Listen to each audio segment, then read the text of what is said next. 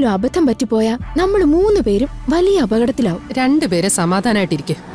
ഇന്നത്തോടെ ആ കിരണും ദുർഗയും പെട്ടിയെടുത്ത് ഇന്ദ്രപ്രസ്ഥത്തിന്റെ പടി ഇറങ്ങുന്നത് നമുക്ക് കാണാം.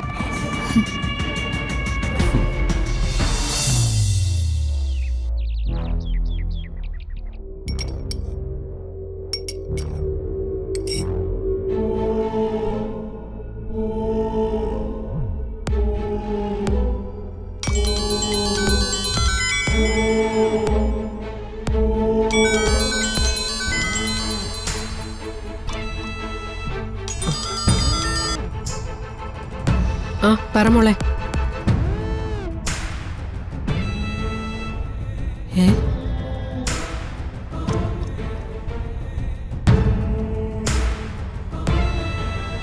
നീ എന്തിനാ അഷി ഇങ്ങനെ ആവശ്യമില്ലാത്ത കാര്യങ്ങളൊക്കെ ചെയ്യുന്നേ? എന്നെ കൊണ്ട് ചെയ്യാൻ പറ്റുന്നതല്ലേ എനിക്ക് ചെയ്യാൻ പറ്റൂ. എനിക്ക് ദേഷ്യം വന്നാ പിന്നെ ഞാൻ എന്തും ചെയ്യും. എന്നാലും പൂർണിമയോട് നീ എന്തെങ്കിലും ചെയ്യുന്നത് സൂക്ഷിച്ചു വേണം. ആ വീട്ടിൽ നിന്റെ നിലനിൽപ്പ് തന്നെ പൂർണിമയുടെ കയ്യിലാ, അത് മറക്കരുത്. എന്തായാലും ഞാൻ അങ്ങനെ ചെയ്തോണ്ട് ഗുണമല്ലേ ഉണ്ടായുള്ളൂ. എന്നോടും പൂർണിമേച്ച് ഓഫീസിൽ ചെന്നോളാൻ പറഞ്ഞില്ലേ, അതൊരു നല്ല കാര്യല്ലേ? അത് ശരിയാ. അങ്ങനെ ഒരു ചാനലിന്റെ ഓണർ ആവാൻ എന്റെ മോൾക്ക് ഭാഗ്യം ഉണ്ടായല്ലോ. അതെ. കണ്ണ് കെട്ടാതിരിക്കാനേ ഞാൻ അമ്പലത്തിൽ വഴിപാട് കഴിപ്പിച്ചേക്കാം. അമ്മ ആദ്യം ദുർഗയെ ഇവിടുന്ന് ഓടിക്കാൻ എന്തെങ്കിലും ഒരു വഴി കണ്ടുപിടിക്ക്. അവളും കൂടി ഇവിടുന്ന് പോയി കിട്ടിയാ ഞാൻ ഹാപ്പിയായി. അത് ഞാൻ നോക്കാം. എന്തെങ്കിലും വഴി കണ്ടുപിടിച്ചിട്ട് അമ്മ വിളിക്കാൻ തന്നെ. ശരി അമ്മേ. ശരി മോളെ.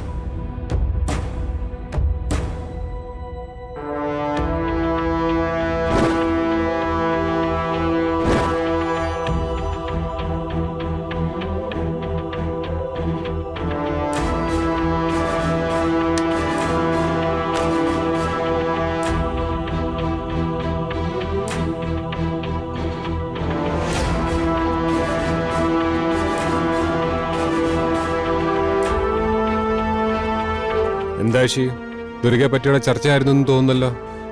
അതെ, എന്റെ ഇവിടുത്തെ പ്രധാന പ്രശ്നം ആ ദുർഗയാ. അവളും കിരണും വീട്ടിലില്ലായിരുന്നെങ്കിൽ നമുക്ക് ഒരു കുഴപ്പം ഉണ്ടാവില്ലായിരുന്നു. താൻ വിഷമിക്കാതെ, ഉടനെ തന്നെ അവരെ നമ്മൾ ഇവിടെ നിന്ന് ഓടിക്കും. അതിനൊരു ഐഡിയ ഞാൻ കണ്ടെത്തിയിട്ടുണ്ട്. എന്താ ഐഡിയ? പറ പൃഥ്വി.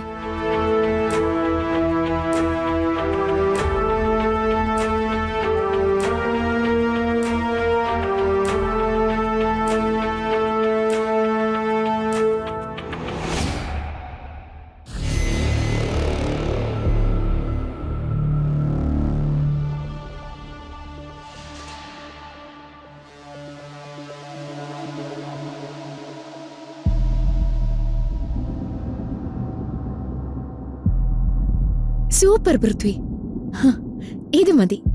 ഈ ഐഡിയ ഉറപ്പായും സക്സസ് ആവും.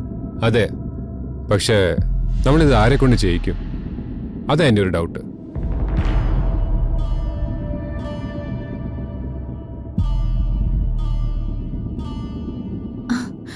പൃഥ്വി, നമുക്കിതേ അമ്മയെ കൊണ്ട് ചെയ്യിച്ചാലോ? അമ്മ തന്നെയാ ഇതിന് ശരിയായിട്ടുള്ള ആള്. കറക്റ്റ്. എന്റെ അമ്മ ഇത് ചെയ്താ പെർഫെക്റ്റ് ആയിരിക്കും. അതെ. താൻ വാ, ഇപ്പൊ തന്നെ നമുക്ക് പോയി അമ്മയോട് സംസാരിക്കാം. വാ. സൂപ്പർ, ഈ ഐഡിയ കൊള്ളാം. ഞാനിത് ഇപ്പൊ തന്നെ ചെയ്യാം. സൂക്ഷിക്കണം, കിരണ് ഒരു സംശയം തോന്നാൻ പാടില്ല. നിനക്ക് നിന്റെ അമ്മയെ നന്നായിട്ട് അറിയാലോ, പിന്നെ എന്തിനാ ഈ ടെൻഷൻ?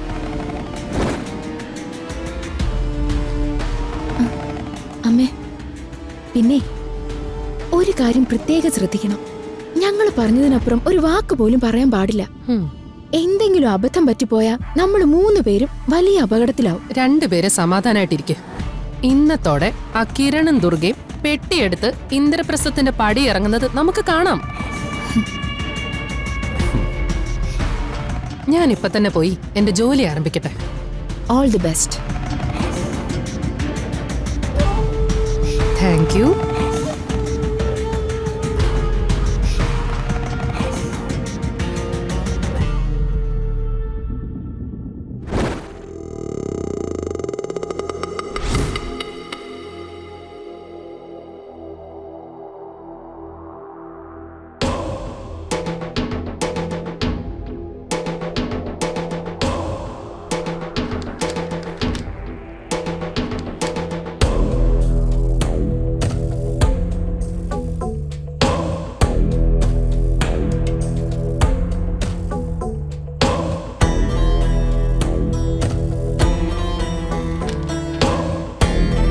കിരൺ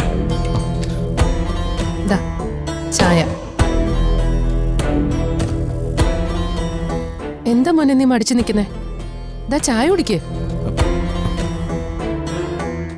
എനിക്കാണോ? നിനക്ക് തന്നെയാ. ദാ ചായ കുടിക്ക്. ഞാനെന്താ പെട്ടെന്ന് ചായയൊക്കെ കൊണ്ടുവരുന്നേന്ന് അത്ഭുതം തോന്നുന്നുണ്ടാവല്ലേ? ഞാൻ കുറെ ആലോചിച്ചു. അപ്പൊ തോന്നി ഈ ചെറിയ ജീവിതത്തില് വഴക്കും വൈരാഗ്യമൊക്കെ എന്തിനാന്ന്. പിന്നെ എനിക്കിത്രയും പ്രായമൊക്കെ ആയില്ലേ, എപ്പോഴാ എന്തെങ്കിലും അസുഖം വരുന്നെന്നൊന്നും പറയാൻ പറ്റില്ലല്ലോ. മരിച്ച് ഈ ലോകം വിട്ടു പോകുമ്പോ നമ്മളീ വഴക്കടിച്ച് നേടുന്നൊന്നും കൊണ്ടുപോകുന്നില്ലല്ലോ. ഇപ്പോഴത്തെ കാലത്താണെങ്കിൽ രാത്രി കിടന്നുറങ്ങിയിട്ട് രാവിലെ എണീറ്റ ഭാഗ്യമെന്ന് പറയാം. നമ്മുടെ ജീവിതം പോലും നമ്മുടെ കയ്യിലല്ല. പിന്നിപ്പോ ആരോടും പകയും ദേഷ്യം തോന്നിയിട്ടും വഴക്കുണ്ടാക്കിയിരുന്നിട്ടും എന്താ കാര്യം?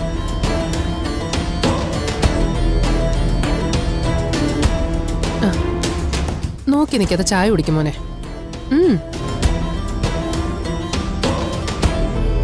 Thanks anti.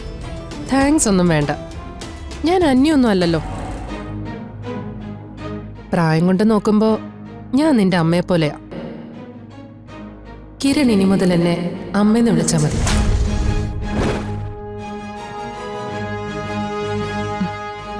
എനിക്ക് നീ ഇപ്പൊ എന്റെ പൃഥ്വിമോനെ പോലെ തന്നെയാ.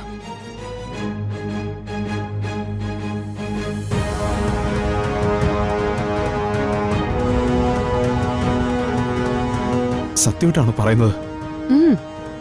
അതെ മോനെ, നിന്റെ സ്ഥാനത്ത് നിന്ന് ആലോചിച്ചപ്പോഴാ നിന്റെ വിഷമം എനിക്ക് മനസ്സിലായത്. അതുകൊണ്ട് നീ ഇനി എനിക്കെന്റെ മൂത്ത മോനാ, എന്റെ പൃഥ്വിയുടെ ചേട്ടൻ. അത് മാത്രമല്ല കിരൺ, നീ എന്നോട് ക്ഷമിക്കണം. നീയും ദുർഗ ഇവിടെ വന്നത് മുതൽ ഞാൻ നിന്നെ ദ്രോഹിക്കുകയാ ചെയ്തിരുന്നത്. അയ്യോ ആൻറ്റി, അതൊക്കെ എന്റെ അറിവുകേടായി കണ്ട് മോൻ എനിക്ക് മാപ്പ് തരണം. അയ്യോ അങ്ങനൊന്നും പറയരുത്. എനിക്ക് ദേഷ്യമൊന്നുമില്ല. അയ്യോ അത് മറന്നു, ഞാൻ ഇപ്പൊ വരാം മോനെ. എന്തു പറ്റി? എന്താ അമ്മേ? അത് പിന്നെ പൃഥ്വിയുടെ അച്ഛൻ ഓഫീസിൽ പോകുന്നതിന് മുമ്പ് ഈ ഫയൽ ഒപ്പിട്ട് വാങ്ങിക്കണം. അത് ഞാൻ മറന്നു. അടുക്കളയിലാണെങ്കിൽ 100 കൂട്ടം പണികളാ. മോൻ ഇതൊന്ന് ഒപ്പിട്ട് വാങ്ങ. ദാ